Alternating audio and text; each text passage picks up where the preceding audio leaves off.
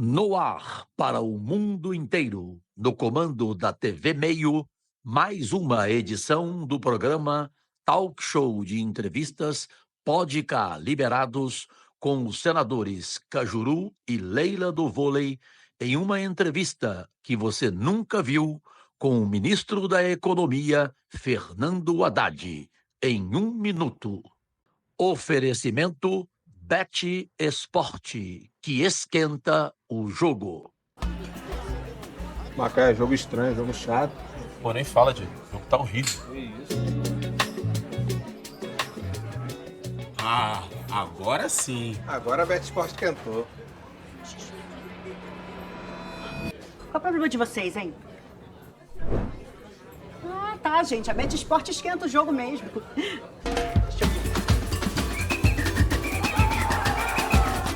Bet Sport sempre esquenta o jogo.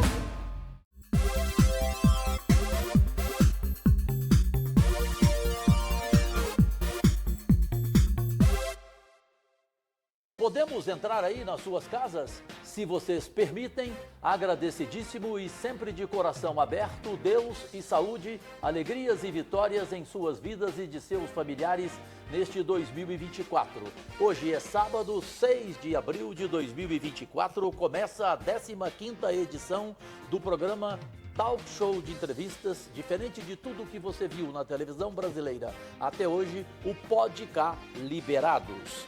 Em rede mundial a partir desta semana, através dos aplicativos da Samsung, da LG e do canal Sul, em qualquer lugar do mundo você pode nos ver, e no Brasil inteiro pelas 26 TVs abertas, pelos canais da NET e Claro 519, canal 7070 da Sky, em todas as redes sociais, no comando da emissora que mais cresce no país, a TV Meio. Em Goiás, a afiliada TV Goiânia, Canal 11, TV aberta. Bem, inicialmente é um privilégio para mim e para qualquer profissional da televisão brasileira que pode ter, a partir de agora, dividindo as entrevistas semanais comigo, todo sábado, 10 da noite, toda quarta-feira em reprise, às 11h45 da noite, uma mulher do talento, do caráter, da competência, já foi comentarista, inclusive, da Rede Globo de Esportes, não como só atleta de vôlei consagrada em todo o mundo, mas através do seu preparo em todos os sentidos. É minha amiga, irmã, eu tenho profunda admiração por ela, Leila do Vôlei. Antes de apresentarmos acima da média o convidado de hoje, Leila, que alegria a partir de hoje ter você neste programa. Nossa, amigo, eu não tenho nem palavras para dizer. Estou impressionada, né, ministro? Assim, é impressionante a sua empatia, a sua parceria. Eu que agradeço a oportunidade de estar estreando hoje com você no Pode Cá, ao lado dessa figura incrível que é o ministro Haddad. Nossa, para mim é um privilégio, aliás, estar com vocês dois hoje nessa entrevista. Obrigada. Que isso. Espero corresponder, né? Espero corresponder às expectativas. Não, vai dar show, né? Eu tenho que tomar cuidado, né? Eu já fiz programa com o Jô Soares, tá com o Silvio Santos, agora eu posso perder. Olha só, o Jô Soares, o Silvio Santos e a Leila. Mas vamos lá. Olha, gente, você aí do outro lado, você é a nossa única Vossa Excelência, como eu sempre falo na tribuna. Eu não tenho nenhuma dificuldade de dizer que estou, neste governo Lula, ao lado de um homem público raríssimo. Até daqui a pouco vou discordar dele em uma frase que ele disse a mim, que eu nunca mais vou esquecer.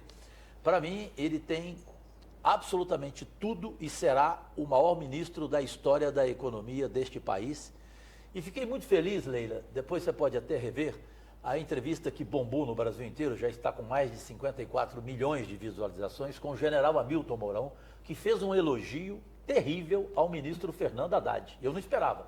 Um senador ultra-bolsonarista, porém um homem digníssimo, ele elogiou o ministro, assim, abertamente mesmo, né? Claro que o Lula, ele foi mais, né? Mas foi o ministro Fernando Haddad. Sim, economizou. Então, ministro, eu quero começar da seguinte forma, por gentileza. Primeiro, te agradecer por esse espaço na sua agenda. O meu pai, padeiro, disse a mim, meu filho, você é um homem que tudo que você quiser na tua vida, você vai conseguir. Bom, cheguei ao Senado, fiz tudo em televisão. De repente, você pela história sua com seu pai, o seu pai chegou a falar que você chegaria ao Ministério da Economia deste país? O meu pai, ele tinha como todo pai, né? Tem uma visão, tinha uma visão bastante generosa a meu respeito. Gostava muito de mim, foi meu melhor amigo, sem sombra de dúvida, a pessoa com quem eu mais conversei na vida. Você sabe que meu pai é filho de um padre ortodoxo. Na igreja ortodoxa não tem celibato, você constitui família. E o meu pai gostava de contar as histórias do meu avô para mim. E como meu avô era uma liderança política muito expressiva, a ponto de, quando eu visitei o Líbano e fui visitar a igreja dele e a casa dele, a região parou, 60 anos depois da morte dele, para prestar uma homenagem para ele, de todas as religiões. Na missa tinha judeu, muçulmano, cristão, maronita, cristão ortodoxo, tinha de tudo ali, para render homenagens para o meu avô. O meu avô tinha uma liderança política muito grande. E meu pai falava, você tem muito do teu avô. Você é uma pessoa que tem senso de justiça, você é uma pessoa que... Então ele projetou um pouco em mim, os pais projetam um pouco, né? Claro. Na vida dos filhos, os seus próprios sonhos, né? E meu pai projetava muito em mim essa figura forte, que é uma espécie de mentor intelectual e moral da minha família. Não é só do meu pai, só. Todos os meus primos, todos os meus tios, todo mundo carrega uma foto do meu avô no bolso, todo mundo tem uma foto do meu avô na sala de jantar, todo mundo tem um porta-retrato com a foto do meu avô, todos nós temos. Mesmo os que não conheceram ele, porque nasceram depois da sua morte, têm uma relação muito forte com ele. Então, essa coisa é forte na minha família, sabe? É muito forte na minha família. Tanto é verdade que quando acontece qualquer problema com um descendente do meu avô, você pode estar 30 anos sem ver o parente. Ele vai te ligar e vai perguntar, o que você está precisando? Você está precisando de dinheiro, você está precisando de companhia, você está precisando de apoio, você está precisando do quê? O que ele tiver à disposição, o que ele tiver, ele vai colocar à sua disposição. Então, realmente é um sentimento muito forte que meu pai tinha em relação a isso. E isso é o norte da minha vida até hoje, entendeu? Mas estou muito feliz de estar com você. Eu que estou. Feliz de estar com a Leila, porque essa estreia é muito importante para mim também, né? Obrigada, saber ministro. que a gente pode estar nesse seu programa. E essa figura totalmente diferente do que eu juro. Totalmente, né? Não vai me chamar de louco, né, ministro? Eugênia, eu estou aqui por respeito ao teu trabalho. Eu também, e a Leila também. Mas é isso, então meu pai tinha essa relação comigo e ele é uma figura muito importante na minha vida. Craque em tudo, Leila do vôlei. Ministro, então, eu estou vendo que você é muito família, né? Já é casado há anos com a Ana Estela, teve 2 filhos. Apaixonado, viu? Frederico e a Ana Carolina. E como é que é o Haddad pai? Porque nós ouvimos, né, numa matéria que a Ana Carolina realizou 4 sonhos que você tinha e que ela realizou. E, assim, vendo o seu depoimento com relação ao seu pai, a gente vê que é uma figura muito forte. Certamente você também é uma figura muito forte e presente para os seus filhos. Então, como é que é o Haddad pai? Na vida, eu penso que você escolhe certos valores para abraçar que estão acima de todos os outros, né? Então, tem gente que faz do dinheiro um objetivo de vida, faz do poder um objetivo de vida, faz da fama um objetivo de vida, e muitas vezes isso acaba corroendo as bases do que realmente importa, né? Do meu ponto de vista. Para mim, essas coisas são instrumentos para transformar o mundo para melhor. Então, dinheiro é bom se for bem empregado, né? O poder é bom se for bem empregado. Então, a fama é boa? Bom, para dar exemplo, se é uma pessoa que vai servir de inspiração para alguém, ótimo, né? Uma pessoa famosa, inspiradora, né? Tudo isso são instrumentos importantes para mudar Agora, quando você está com problema, onde você está? De quem você se socorre? De quem você se aproxima? Então, para mim, a pessoa que não tem uma relação com a família, com os amigos, Claro. Talvez não passe pela vida sem saber o que ela tem Passa de de mais passagem. valoroso, né? Passa de E passagem. vai deixar o quê também, né? Mas o que a Leila quis colocar, eu achei interessante a pergunta dela, é que tudo o que você queria ser na tua vida, tua filha conseguiu ser. Isso que o Brasil vai saber pela primeira vez aqui hoje no Podcast Liberados, Não, acontece pela isso. TV Meio. Eu contei essa história pro Cajuru, Leila, ele ficou Foi, ele impressionado. comentou comigo, ele falou. Ele ficou impressionado que eu Eu falei... comentei com o mundo. Eu falei, mas o que ela realizou que ele... Não, é Enfim. porque eu acabei fazendo direito porque meu pai teve um problema jurídico muito grave.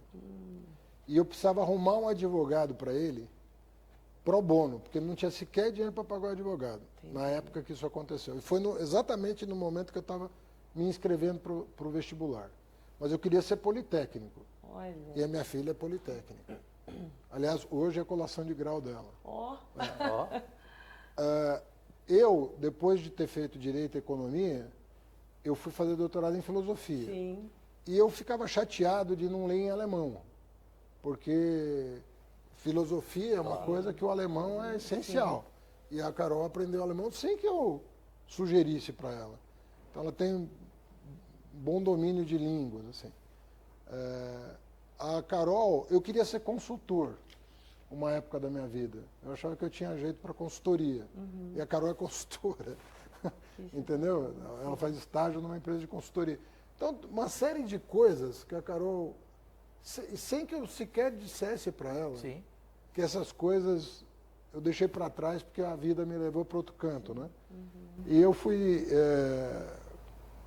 E um dia eu falei, pô, Carol, você com 23 anos de idade... Nossa, 23, jovem. Você, por uma coincidência mesmo, porque não houve influência nenhuma minha, ela foi organizando a vida dela em torno de coisas que eram sonhos Do meus. pai. E o piano também, que eu queria tocar. Mas você Ah, e toca piano outros também, instrumentos? Eu o piano arranho mal um violão. Arranha. Arranho mal. A filha não, a filha sabe. Ela sabe. A filha é um Toca Ivan Lins.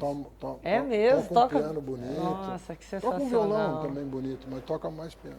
Por falar em Ivan Lins, Leila e ministro Haddad, você do outro lado, nosso único patrão, essa é muito Mas interessante. perdoem o corugismo aqui, porque... Não, eu sou mãe, Haddad. Ela é mãe? Poxa O telespectador vida. vai achar o quê de mim, né? Daqui a pouco. Vocês ficam fazendo se ela essas te perguntas. falar Por do filho favor, dela, fique você à vai vontade. Ficar, vai ficar emocionado. Vai ser uma hora aqui O falando. Lucas, filho dela, é impressionante. Mas assim, eu comecei a contar, porque essa foi fantástica e vocês vão ficar surpresos aí do outro lado. Se preparem. Ele me falou e eu comecei a espalhar para todo mundo. Falei para o Datena ficou impressionado, o Datena contou para o mundo. Aí falei para o Ivan Lins contou para o Chico Buarque, aí eu contei para o Fagner contou para o Cid Gomes, aí final, acho que o Brasil inteiro está sabendo. O pai dele, Leila, chega... Eu não posso falar com Olha, ele. eu ia comentar que você Comigo tá não vendo tem como é off, comigo perigoso. não tem Não off. tem off, Não nada tem com off. ele. Tem que tomar um cuidado Até porque, louco. mas é bonito demais. O que Ainda teu pai mais falou nos pra jantares você, da casa a quebra dele. do teu pai, o Brasil tem que saber. Gente, ministro da Economia, o maior da história vai ser, pode escrever, já está sendo. Chega o pai e fala assim, meu filho, sabe o que você precisa na vida? O que ele respondeu para você? Não, foi... O que ele te ensinou? só fazendo referência ao que eu falei há pouco, eu dizia que eu fui fazer direito por causa de um problema Do seu pai. do meu pai. Que era a casa. Que tinha perdido a casa dele, onde a gente morava. Num golpe muito bem urdido ali, ele é uma pessoa muito simples, o pai era semi-analfabeto. E assinou um contrato sem advogado, sem nada, e era um estelionato. Aí eu fui fazer direito para arrumar um advogado para ele, não para defendê-lo, porque eu tinha 17 anos de idade. E eu arrumei o advogado para ele.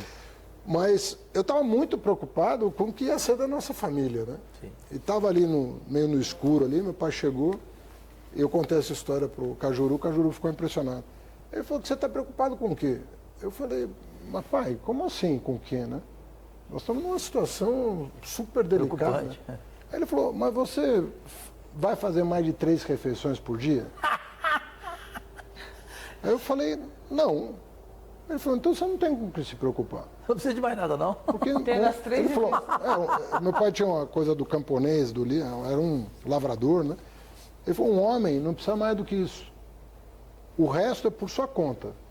Como você vai ser lembrado, o que você vai deixar de legado, o que você vai fazer pelos outros, por você. Mas O que você precisa é se alimentar 3 vezes ao dia, ponto. Você não precisa de mais nada. Teu avô morreu com a batina do corpo e é um homem lembrado até hoje. Então, não se preocupa com isso. Não se preocupa com casa, com dinheiro, com nada. Faça a sua vida, cumpra o seu papel, você tem um destino, E assim você seguiu. persegue os teus sonhos. Depois daquele dia, nunca mais me preocupei com as coisas materiais. É, porque eu falei... Sabe quando você entende o recado? De fato, o que você precisa? Né? Se alimentar 3 vezes por dia. O resto é com você. É só com você, claro. O quanto você vai estudar, o quanto você vai progredir. As escolhas são suas. As escolhas são suas. É, verdade. Ô, ministro, você sabe da minha trajetória como atleta. Então, eu estava vendo a sua biografia. Você é faixa preta de taekwondo, né? Também Em termos. É, em termos, né? Também praticou Kung Fu, quer dizer, artes marciais. Também foi jogou handball, vice-artilheiro de Campeonato Paulista. E assim. Como é que você descobriu isso? Agora eu tô no meio da comunicação, tenho que correr atrás, né? Saber um pouquinho mais assim, de detalhes. E eu fiquei muito impressionada o seguinte, né? Você teve uma trajetória dentro do esporte. E aí eu comento muito para as pessoas que uma das características que eu tenho hoje, que eu trouxe do esporte para a política, é justamente essa facilidade de lidar com as diferenças. Lidar com as diferenças. Eu não preciso amar as pessoas, né? Mas respeitar é fundamental. Isso é uma característica, isso é um dos valores que a gente adquire dentro do esporte. Você pode, dentro dessa sua trajetória como atleta, dentro das artes marciais, você consegue fazer, trazer, você enxerga o Haddad atleta em algumas coisas no Haddad hoje, dentro da política, exercendo o seu papel como ministro, principalmente numa tarefa tão grande que é ministro da Economia, porque eu falo muito que eu tenho dentro de mim esses valores de conversar, dialogar, de transitar. E eu vejo muito isso em vocês. Você acha que é um pouquinho do esporte? Não, o esporte fez parte da minha vida muito tempo mesmo. E eu fiz handball, disputei Campeonato Paulista. Eu falei, gente... Fiz até 20 anos de idade.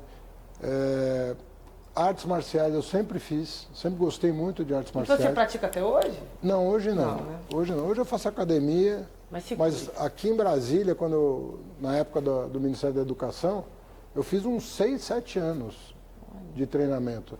E aí tem aquela coisa da homenagem, né? Que eu fui me aperfeiçoando, e o meu mestre era 5º Dan em taekwondo. E aí o pessoal lá da federação me prestou uma homenagem, né? E me deu a faixa. Mas na verdade eu não sou faixa preta, é aquela coisa honorífica. Sim, mais do que. Entendi. Mas eu treinei muito. Eu treinei na adolescência, fiz uns 4 anos de Kung Fu e fiz uns 6 anos de taekwondo aqui em Brasília. Isso ajuda até nos estudos, né? Sim. Eu gosto mesmo de ler, eu gosto muito de estudar. Eu agora por causa da visão não, mas... sou professor, então... Um acadêmico. E você sentar e ter... Foco, né? Ter foco, sentar e ler um livro de capa a capa. Sim. Você tem que ter disciplina. Você ainda fez Você é uma profissional, você é uma figura icônica, né, do esporte brasileiro. Obrigada. É diferente de quem fez desporto como eu, né? Eu nunca fui um professor, sempre fiz esporte amador.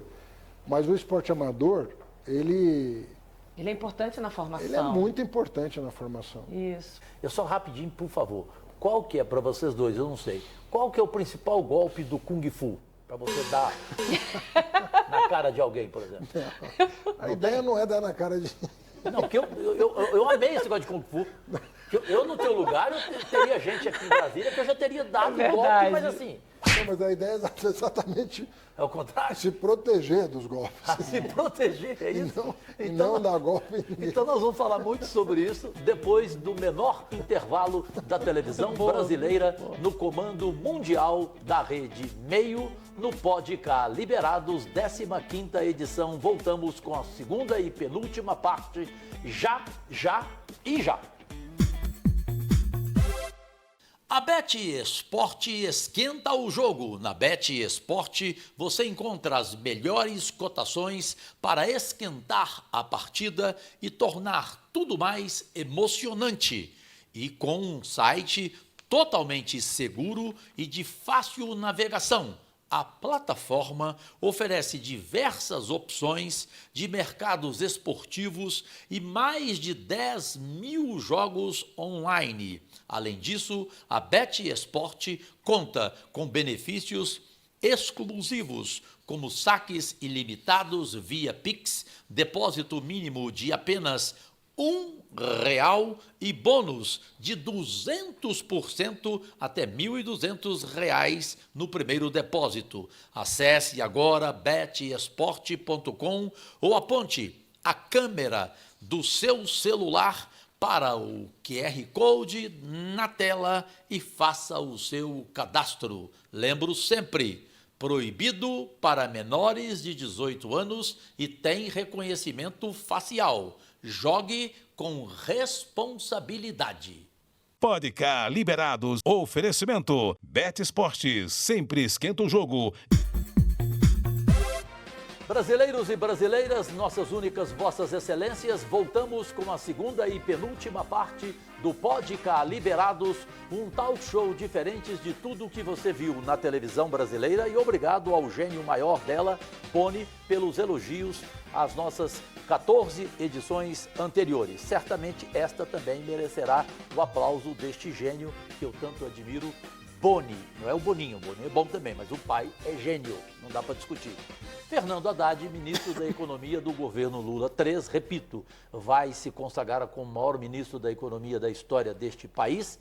É o nosso entrevistado de hoje em rede mundial, em qualquer lugar do mundo você pode nos ver pelos aplicativos da LG, da Samsung, do Canal Sul e em todo o Brasil, nas TVs abertas, fechadas, canais 519 NET, claro, canal principal 7070 da Sky, redes sociais, YouTube, enfim, em todas elas.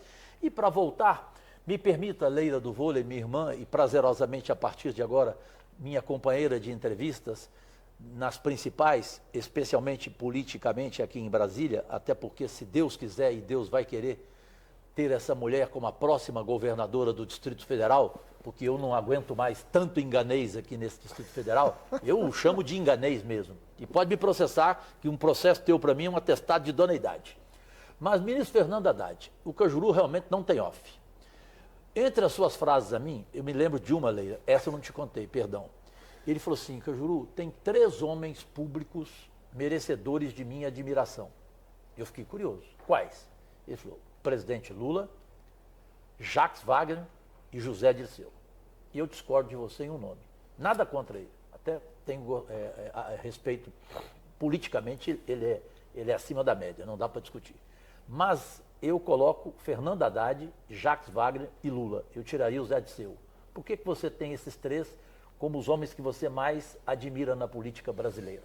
Não, a pergunta que você me fez era sobre a cabeça política, isso. Né? Sobre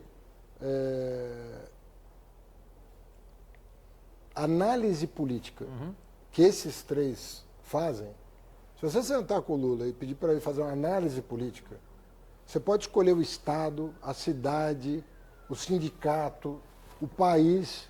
Ele vai dar para você um mapa do que está acontecendo na França, um mapa do que está acontecendo no Peru, um mapa do que está acontecendo na Colômbia.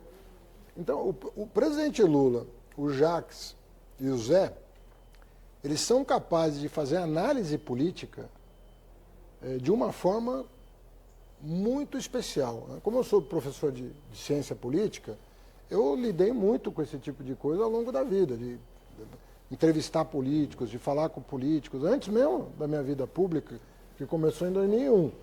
Mas antes disso, eu circulava muito como acadêmico. E a capacidade analítica desses 3 são fora da média do que eu conheço. São pessoas que são capazes de fazer uma análise política precisa dos riscos e oportunidades que o Brasil está enfrentando, dos riscos e oportunidades do Distrito Federal, como é que a política aqui vai... E eles são capazes de dar nome às pessoas que estão envolvidas, das lideranças envolvidas, das alianças possíveis, do quadro eleitoral. é uma coisa que chama muito a atenção. O Jacques, diria mais na Bahia do que fora, muito na Bahia, mas ele tem uma visão do Brasil muito madura, muito madura. No caso do Zé e do Lula, transcende as fronteiras nacionais. O Zé conhece muito, sobretudo a América Latina, muito, e o Lula é uma pessoa que sabe o que está acontecendo no mundo inteiro. Então, eu falava muito da capacidade analítica da política, né? A pessoa fazer uma análise política concreta das forças e dos temas que estão organizando uma determinada comunidade. Pode ser a cidade de São Paulo, pode ser um país. São pessoas realmente com uma capacidade analítica extraordinária. Perfeito. Nesse sentido. Craque em tudo, Leila do vôlei, Leila Barros. Vinícius, assim, agora assumindo o ministério, né, já está, né, bem familiarizado com a situação do nosso país em termos econômicos. O senhor está tendo que tá lidando com a questão do limite, né, das contas públicas, também ter que fazer essa prestação das políticas também para a sociedade, principalmente para aqueles mais vulneráveis. E a gente sabe que esse trabalho todo depende muito do poder legislativo, né, do ritual, do dia a dia, dos projetos que o governo está encaminhando para o Congresso e que o governo tem uma expectativa. Quais são as prioridades? Qual a expectativa do governo com relação... Eu falo muito porque eu e o Cajuru estamos lá dentro, né? E assim, acho que você tem dado muito recado e eu acho muito interessante da forma com que você tem dado esses recados com relação ao protagonismo dos outros poderes, além do executivo, né? Principalmente o legislativo, que está ali aprovando essas medidas que o governo passa. Qual que é a sua expectativa com relação, principalmente ao poder legislativo, para esses próximos 2 anos, que são anos decisivos também com relação ao governo e é todo o plano de governo, e é todo o projeto que o governo tem colocado como prioridade, assim. Qual que é a sua expectativa? Olha, Leila, eu te agradeço muito a tua pergunta, porque tem conexão com a gentileza que o Cajuru me faz ao me entrevistar e ao dizer que eu posso ser um grande ministro. É minha opinião. Mas deixa eu te falar.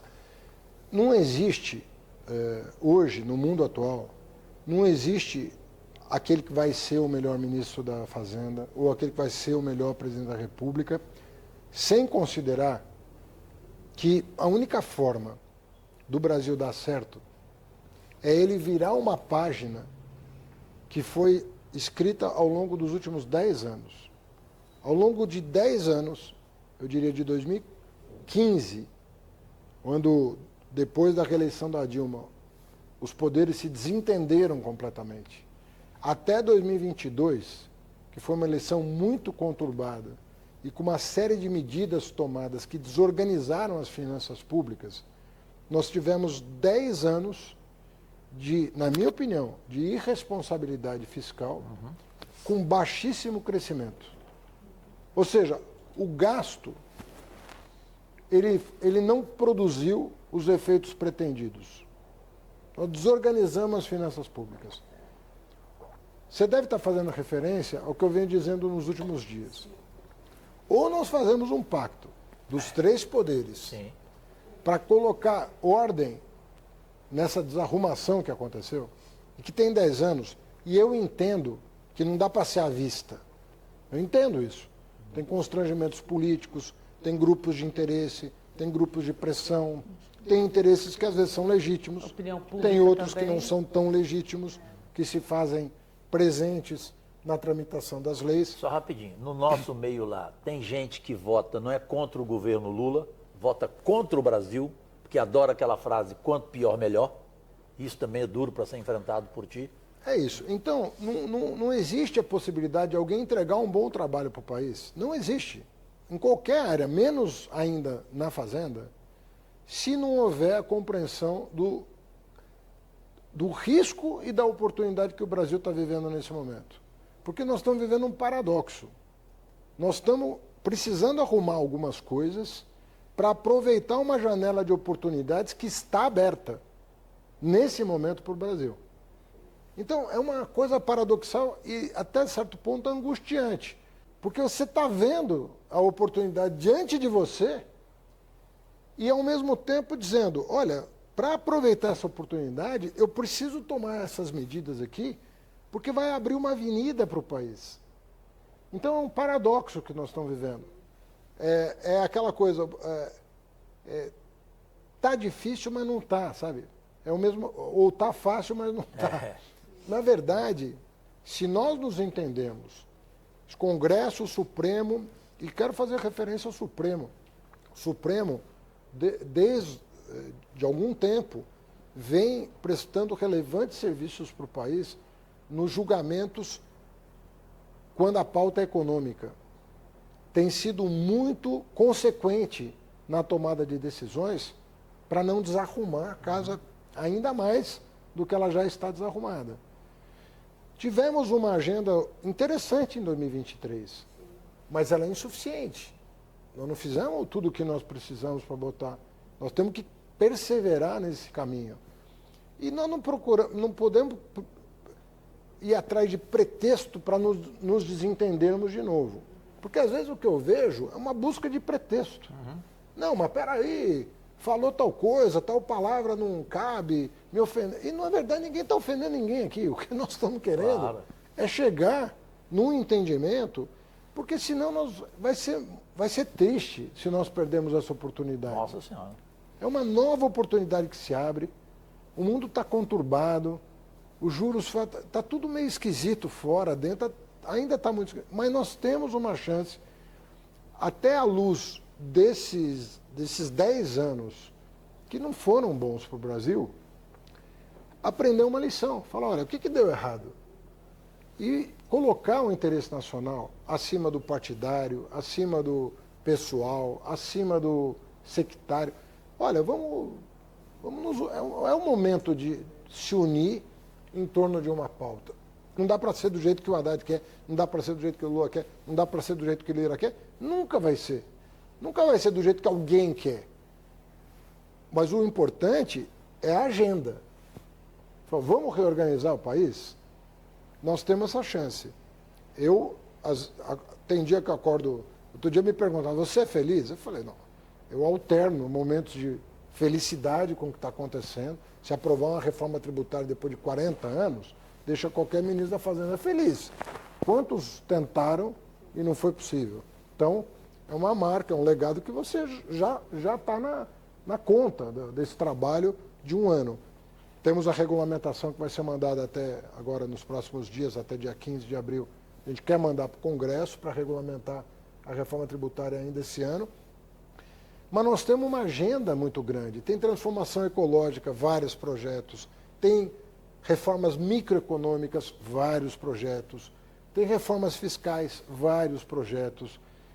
Isso tudo está tramitando. Estamos falando aí de 15, 20 projetos de lei, leis complementares importantes para o país. E qual a estratégia do Executivo? Porque, na verdade, assim, o Legislativo tem o seu ritmo.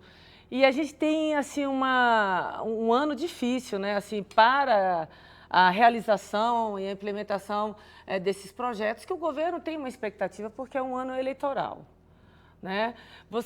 Qual a estratégia do governo? Assim, é sentar com os presidentes? Qual seria a estratégia? O que você sugere? Eu acredito, assim, uma lei que é gigantesca, que é a regulamentação da reforma tributária, a nossa expectativa é que até o final do ano ela possa ser apreciada. Ninguém tem a expectativa que em 2 semanas ou um mês você vai votar a regulamentação da reforma tributária. Não vai, porque as pessoas vão querer entender o que estão votando, e com razão. É uma reforma histórica para o país. Mas tem um conjunto enorme de projetos de lei muito importantes para o país que já estão maduros para tomar a decisão. Não é como o governo quer. De que outra forma é, então? Qual é a contraproposta? Qual que é o teu ponto de vista?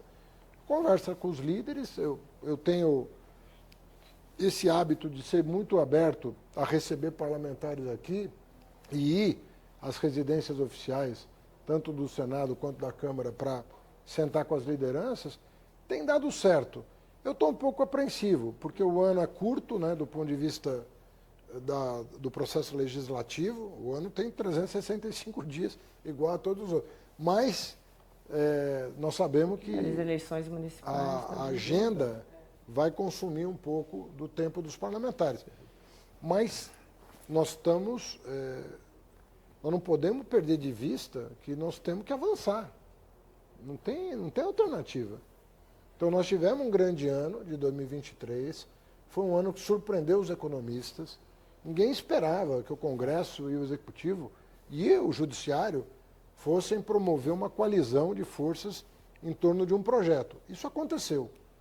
E eu não poupo elogios, nunca poupei, ao Congresso Nacional, ao Supremo, de ter auxiliado o Executivo em endereçar esses temas complexos.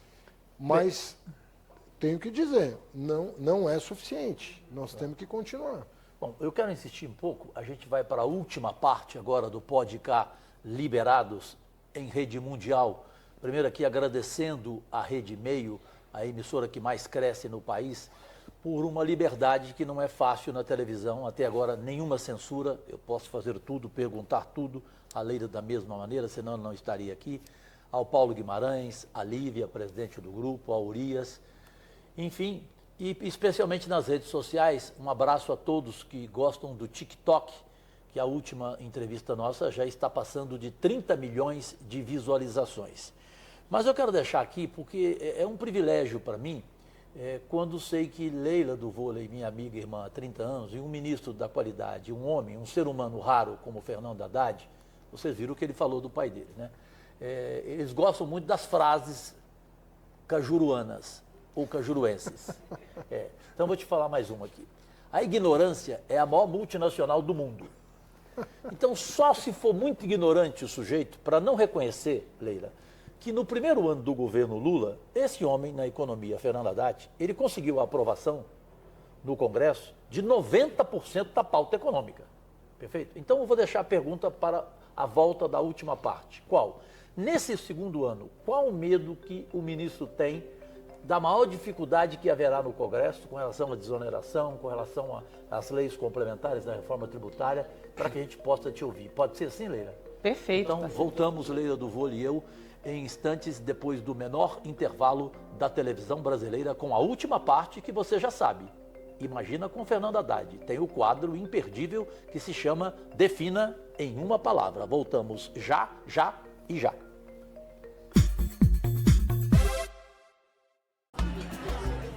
Macaé, jogo estranho, jogo chato. Pô, nem fala, Diego. O jogo tá horrível.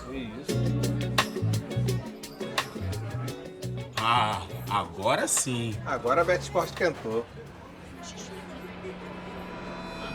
Qual é o problema de vocês, hein?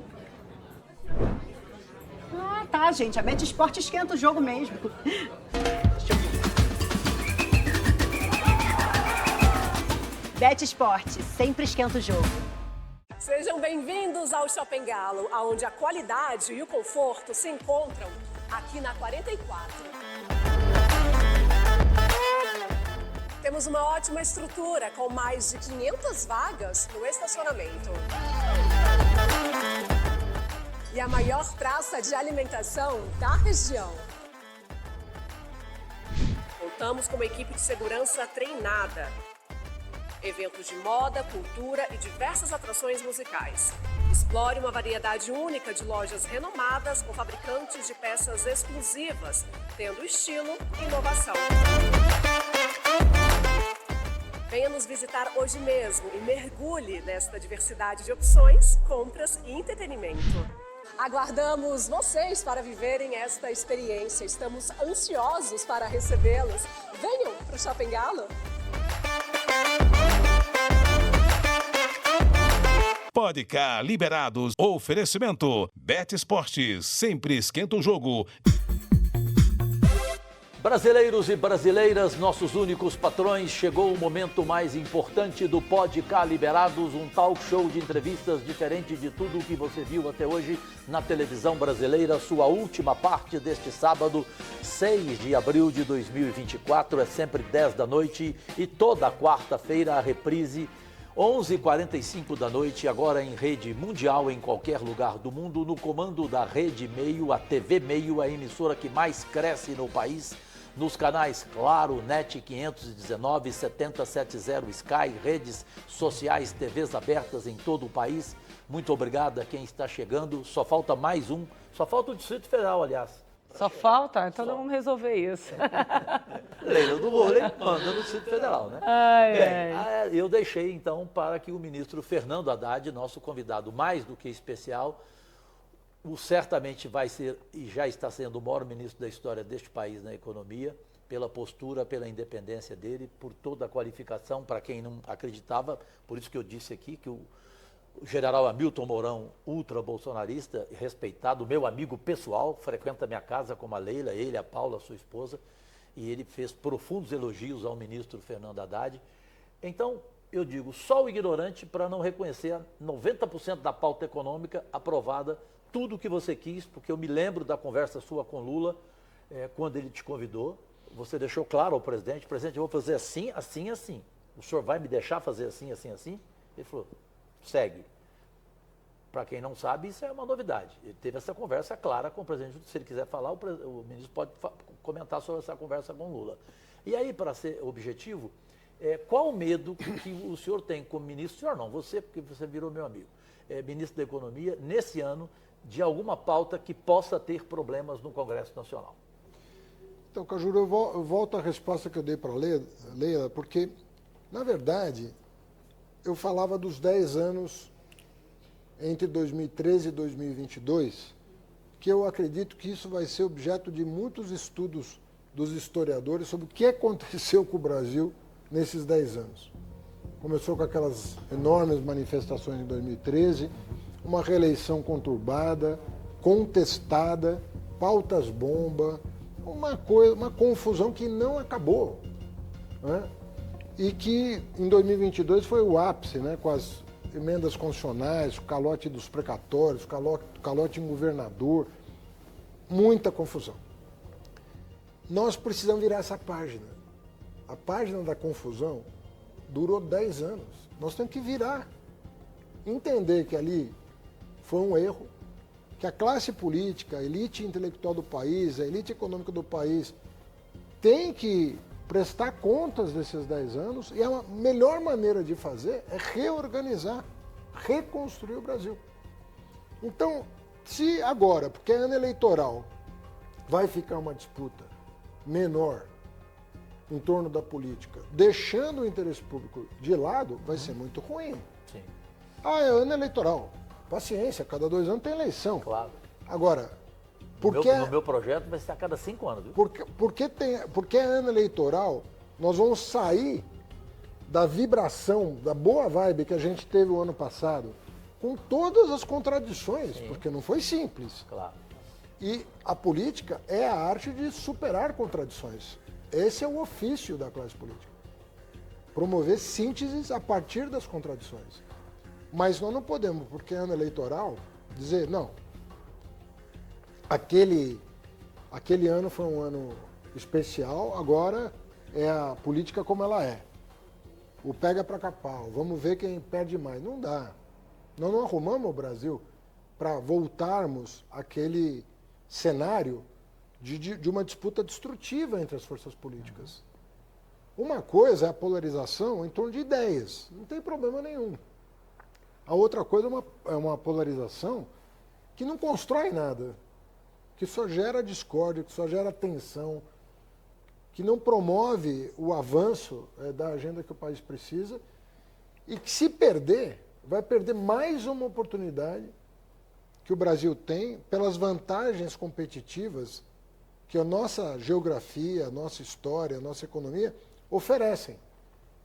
Nós somos o país que tem a maior possibilidade de produção de energia limpa, que pode se reindustrializar com base numa matriz energética sustentável, né, que pode educar a sua gente com programas inovadores como é o Pé de Meia, são coisas importantes para o país. Se a gente cuidar da indústria, da educação do jovem, se a gente cuidar da parte fiscal, da rigidez das contas públicas, se nós nos abrirmos para o mundo, fortalecer o Mercosul, fazemos parcerias com os Estados Unidos, com a União Europeia, com a China, Nós estamos com 100 bilhões de dólares de saldo comercial. Sim. Qual é o país do mundo que tem isso? Que tem isso. Qual é o país que tem quase 400 bilhões, 350 bilhões de dólares de reservas cambiais? Não deve um centavo em moeda forte. Toda a nossa dívida é em real. Importante o Brasil saber Então, disso. essa oportunidade, nós estamos batendo recorde de produção de óleo, de minério, de grão. Ou seja, se a gente não aproveitar esse momento para... Não é, vai disputar a eleição para a prefeitura, tá tudo bem. Agora, temos um país Para cuidar, para arrumar, né? para cuidar. E a disputa tem que ser elevada. Né? Eu fiz uma disputa para o governo do Estado o ano retrasado, né, em 2022, onde as ideias que estavam sendo pautadas, não teve... Faz uma campanha sem baixaria, faz uma campanha defendendo o que você acredita. E eu sou da tese, Cajuru, que ninguém precisa perder uma eleição. Eu vou te explicar por quê. Vai ter um vitorioso, né? O cara que teve mais voto. Mas se você disputou com honradez, se você defendeu as suas ideias, se você se comunicou bem, se você firmou posições importantes, uma derrota eleitoral não precisa significar uma derrota política. Não. Entendeu? Ninguém precisa perder politicamente. Eleitoralmente é a regra do jogo. O Willis Ele Rezende teve mais falava votos. isso. Mas politicamente, se você é minoria na sociedade, mas defendeu essa minoria com dignidade e perdeu, toda a sociedade conheceu o teu ponto de vista, vai respeitar mais teu ponto de vista, vai abrir a cabeça para eventualmente para um tema que não estava na agenda política, cultural, econômica do país. Ou seja, ninguém é obrigado a perder uma eleição desde que se coloque de uma maneira honrada no pleito. Você foi lá, defendeu suas ideias, perdeu, volta para casa, volta para o teu trabalho, volta para a universidade. Não tem problema nenhum. Quantas pessoas não disputaram 5 vezes a presidente da República, não ganharam? Lula. Aí você fala, ela perdeu. Mas depende do ponto de vista. Se você defendeu com dignidade o teu projeto, se você fortaleceu o teu ponto de vista na sociedade, um dia vai chegar o dia daquela ideia vingar. Foi muito bom ouvir, Leila, vou ler à vontade agora, nossa ídola. O francês Mitterrand falava desse jeito também. Eu entrevistei o francês Mitterrand também. Eu penso que o Mitterrand é campeão de derrotas. É campeão de derrotas, mas ele falava isso aí. Antes da vitória. Ele deve ter perdido 5, 6 eleições. 5. Antes de chegar à presidência. Né? Eu ouvi isso dele, que você acabou de falar. Leila, linda. Só finalizar uma última pergunta, ministro. Assim, Depois o define em uma palavra. Isso, vamos lá. Mas antes, eu gostaria de ouvir a sua fala, uma das bandeiras, uma das prioridades do governo é a transição energética. Né? O país, hoje eu sou presidente da Comissão de Meio Ambiente e é uma pauta extremamente apaixonante, até pelas potencialidades que o país tem. Dentre elas, uma das prioridades do governo é justamente o mercado de carbono, que primeiro eu já quero aproveitar aqui, né, a todos que estão nos acompanhando, parabenizar você, a sua equipe, que foi grande parceiro, na verdade, assim, todo o trabalho que a gente realizou com o 412, né, do mercado de carbono, foi muito fruto do trabalho do governo, de trazer essa pauta, de colocar como prioridade. E a gente está num impasse agora dentro da casa, né, com relação ao resgate do texto original, que foi fruto do trabalho do governo, junto com o nosso gabinete e todos os senadores. Assim, eu queria que o senhor falasse um pouco dessa expectativa, dessa transição energética, a questão ambiental. A gente fala muito das potencialidades do país, mas a questão ambiental, as mudanças climáticas, tudo isso aí está batendo na nossa porta. Tá. E essa potencialidade que o senhor tanto fala, é importante que o brasileiro saiba, né? Porque não é muito envolvido em questão ambiental e a gente sabe que é uma prioridade do nosso governo. Leila, com exceção de alguns visionários, né, 20, 30 anos atrás, o meio ambiente era visto, e ainda é visto por alguns, a defesa do meio ambiente, como inimigo do desenvolvimento. Do progresso, né? Do progresso, da geração de oportunidade. Foram necessários alguns anos para que o mundo acordasse para a oportunidade que essa transição representa em termos de oportunidades. Quer dizer, o fato de nós podermos gerar emprego hoje na economia verde é o grande diferencial que os países vão ter daqui para frente. Por exemplo, Cajuru, a Europa está levantando barreiras ambientais para importados. Se o aço é produzido com energia fóssil, ele vai pagar uma tarifa. Se esse mesmo aço for produzido com energia limpa, ele vai pagar outra tarifa, mais baixa. Ou seja, uma espécie de tributação sobre o carbono. Isso está acontecendo no mundo e vai acontecer cada vez mais. Tem um pouco de hipocrisia nisso, porque é uma forma dos países ricos se protegerem. Mas, no nosso caso, ela vem ao encontro do nosso potencial. Então, esse mecanismo de você produzir aço verde, alumínio verde, você mudar a maneira, os carros híbridos que o Brasil está produzindo, isso é uma novidade no mundo. E se você considerar todo o ciclo, desde a plantação de cana, no caso do etanol, ou da prospecção de petróleo, até o descarte de um carro usado, das baterias, sobretudo no caso do carro elétrico, você vai ver que o carro híbrido, no momento, é uma coisa que pode dar muito certo. Porque você já tem uma rede de distribuição, você vai ter uma autonomia aí de 1.000 quilômetros, enchendo o tanque com etanol, com as baterias modernas que vão ser recarregadas na queima do etanol. Você recarrega a bateria elétrica, e quando acabar o etanol, você usa o elétrico, até chegar no posto de gasolina e abastecer de novo.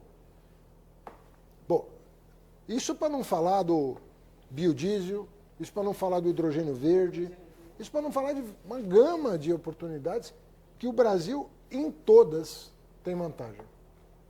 Em todas. Temos que superar a visão dicotômica, meio ambiente e desenvolvimento. Estão em antagonismo. 20 anos atrás, muita gente entendia isso. Muita gente considerava que o desenvolvimento era um entrave ao progresso. O meio ambiente era um entrave ao progresso, perdão. Hoje, caiu a ficha. Inflation Reduction Act, americano, é todo baseado em subsídio para produção de energia verde e indústrias verdes. Green New Deal europeu, né? O New Deal verde, europeu, todo focado em economia verde. A China, se você verificar o que a China está fazendo em termos de painéis solares, em termos de turbinas eólicas e inclusive de energia nuclear, com tecnologia segura. Parques, né, enormes. Parques enormes. Eles estão mudando o cenário, o panorama da economia. Nós temos essa condição. Agora, precisamos arrumar, de novo, precisamos arrumar as coisas. Essa legislação precisa... Nós estamos preparando toda a infraestrutura econômica. A hora que bater um ventozinho de cauda, esse país decolar. Eu vou falar de uma coisa que... O marco de garantias que vocês aprovaram recentemente vai fazer uma revolução no mercado imobiliário, no mercado de venda de carro. Bens duráveis vão ter garantia, vai baixar o spread, vai baixar o juro. São coisas que vocês estão aprovando, entendeu? Você dá segurança para o financiamento. Isso diminui o spread. Você desjudicializa a retomada de um bem dado em garantia ou em alienação fiduciária. Ou seja, nós estamos modernizando a economia brasileira. Agora, o ambiente externo não está ajudando? Não, mas você não faz reformas no momento em que a economia está boa. Porque quando a economia está bem, as pessoas, não vamos aprovar isso agora, não vamos fazer isso agora, nós estamos crescendo 4% ao ano. Não, o gestor público tem que, no tempo ruim, né, juro alto fora, juro alto dentro, você vai preparando, vai apertando os parafusos da tua máquina, entendeu? A hora que derem a largada, você vai chegar na frente dos outros. Que é isso que nós estamos procurando fazer, preparar o Brasil para esse vento de cauda. Bom, chegou o momento mais esperado para encerrar o Pode Cá Liberados. Infelizmente, a televisão tem tempo e o ministro também tem, Fernando Haddad, só é o ministro da Economia, para o defina em uma palavra. Isso aí é perigoso. Leila, é você que abre e o define em uma palavra, minha irmã. Ministro, Lula. Eu penso que o Lula é um dos maiores políticos da história do Brasil, né? Definitivamente. Em uma palavra, Jair Bolsonaro. Um equívoco. Em uma palavra, a economia do Brasil. Ainda um grande potencial que tem que se realizar. Em uma palavra, aquele enganador mais falso do que nota de 3, porque eu conheço. Diferente de uma Tereza Cristina, que para mim fez história no governo Bolsonaro, no Ministério da Agricultura, ele foi um desastre, ele não fez nada, ele é um enganador. E mais falso do que nota de 3, aquele tal Tarcísio São Paulo. Eu fiquei pé da vida, eu amo São Paulo, como é que pode votar num cara daquele? Mas enfim, em uma palavra, Tarcísio. Mas aí você me deixa, depois dessa introdução... Não, mas é o Cajuru que está falando, é a opinião dele. Eu fico sem... Olha, Cajuru, eu tenho eu estou numa posição de cooperar, né, com os entes da federação e estabelecer relações em proveito da população de São Paulo. Então, eu tenho que respeitar o voto do eleitor. Então, é respeito ao voto do povo paulista. Leila. Defina em uma palavra Brasília, capital do poder, capital do nosso país. Brasília é um território extraordinário. Eu conheço bem Brasília, porque quando eu fui ministro da Educação, nós levamos a universidade para todas as cidades satélites e levamos o Instituto Federal para o entorno de Brasília. Foi uma das operações mais bonitas que foram feitas aqui no Distrito Federal. Agora, quando se fala de Brasília, infelizmente, às vezes se fala muito desse núcleozinho, que não é representativo, né, do que a cidade oferece de bem-estar, de vida boa, de verde, né, de oportunidades. Então, tem que fazer essa distinção. E eu penso, de novo, elite econômica, elite política, elite intelectual do país, tem que se fazer por merecer o respeito de quem você chama Vossa Excelência. Perfeito. Para concluir, define em uma palavra Fernando Haddad. Eu sempre me defino como um professor, porque a coisa que eu mais gosto de fazer é estudar e estar numa sala de aula. Ainda hoje, é o que eu mais gosto de fazer. Olha que legal. Bom, Leila, infelizmente a televisão tem tempo, né? Pois é. Porque o que tínhamos mais para conversar, né? Para ouvir, para saber, né? Mas eu creio que foi uma entrevista marcante, tenho certeza, uma das mais importantes dos meus 50 anos de carreira nacional na televisão brasileira. E espero que vocês aí do outro lado, que são os nossos principais patrões, tenham gostado.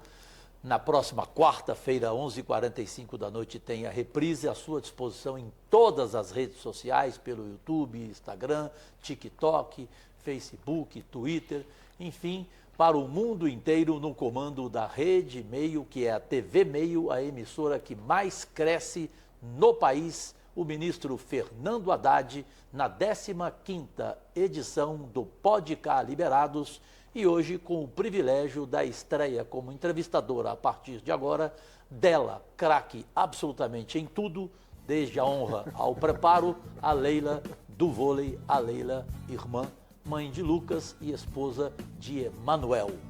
Só isso. Depois você vai ver a foto do filho dela. Digamos que eu sou uma esforçada, mas é um prazer, viu, amigo? Que menino de ouro. Ministro, muito obrigado, querido. Obrigada, Deus te abençoe. ministro. Seja feliz. Muito obrigado pela história sua familiar, pelo respeito teu ao seu pai. Isso é um ensinamento que muita gente do Brasil hoje teve e que não conhecia esse outro lado seu, que eu tive o prazer de conhecer e continuo tendo. Tá? Deus e saúde a todos e todas.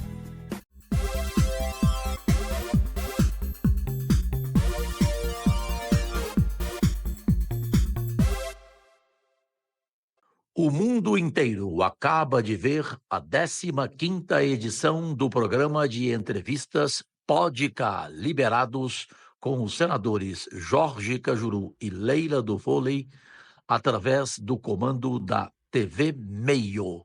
Hoje, ministro da Economia, Fernando Haddad, com reprise na próxima quarta-feira, às 11h45 da noite. Oferecimento Bet Esporte, que esquenta o jogo. Macaé, jogo estranho, jogo chato. Pô, nem fala, Diego. O jogo tá horrível. Ah, agora sim. Agora a Bet Sport esquentou. Qual é o problema de vocês, hein? Ah, tá, gente. A Bet Sport esquenta o jogo mesmo. Deixa eu ver. Bet Sport sempre esquenta o jogo.